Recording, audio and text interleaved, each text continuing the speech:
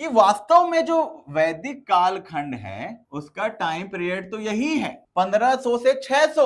ये सवाल बिहार न्यायिक सेवा ने पूछा है कि उत्तर वैदिक काल या वैदिक काल का टाइम पीरियड क्या है। तो आप देखिएगा आंसर था 1500 से 1000। बोले सर ये क्या आपने लिखा 1500 से 600। तो इतिहासकारों ने क्या कहा कि जो वैदिक काल है, वैदिक पीरियड, वैदिक पीरियड, वैदिक पीरियड, इसका टाइम पीरियड स्टार्ट होता है 1500 से। 1500 से इसका टाइम पीरियड स्टार्ट होता है। अच्छा ठीक है, और ये जाता है 1000 ईसा पूर्व, इट्स मीन बीसी। और अचानक 1000 ईसा पूर्व के बाद एक परिवर्तन देखने को मिलता है इन चीजों में, सोशियोलॉजिकल या सोसाइटी में, कल्चर में, इकोनॉमी में, पॉलिटी में और रिलीजियस एस्पेक्ट में सोशल स्ट्रक्चर चेंज होता है। ये सारी चीजें हमें एक टाइम पीरियड के बाद दिखती हैं जिसका नाम दिया गया वैदिक काल के बाद का काल, यानी कि उत्तर वैदिक काल, यानी कि लेटर वैदिक पीरियड।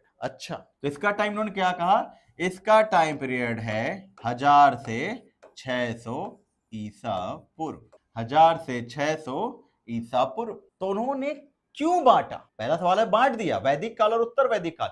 यह सवाल 30वीं या 31वीं या 28वीं न्यायिक सेवा में पूछा गया है। What is the time period of Vedic period? And it is 1500 to 1000 BC. अब दूसरा जो इंपॉर्टेंट सवाल है कि क्यों बांटा गया? क्योंकि पूरे सोसाइटी के स्ट्रक्चर में जो बदलाव आ रहा है, जो चेंजेस आ रहे हैं, उन चेंजेस के आधार पर हिस्टोरियन ने कहा कि अब वो पहले जैसी बात नहीं रही, सोसाइटी बदल चुकी है। और इस बदलते हुए सोसाइटी को हम वैदिक काल की तरह नहीं समझ सकते, जहां पे पोजीशन ऑफ वुमेन बहुत हाई था, महिलाओं का सम्मान किया जाता था, सोसाइटी में साम्राज्य विस्तार की यानी कि राजा बनने की परिकल्पना नहीं थी, कबीलाई समाज था, खा रहा था, पी रहा था, जी रहा था। लेकिन एक टाइम के बाद वही कबीले का सरदार अब राजा बनना चाहता है। ये सारे जो परिवर्तन होते हैं, महिलाओं को अब समाज में बहुत नीचे स्तर पे रखा जाने लगा, जिसको कहते हैं पोजीशन ऑफ वुमेन डाउन हो गया।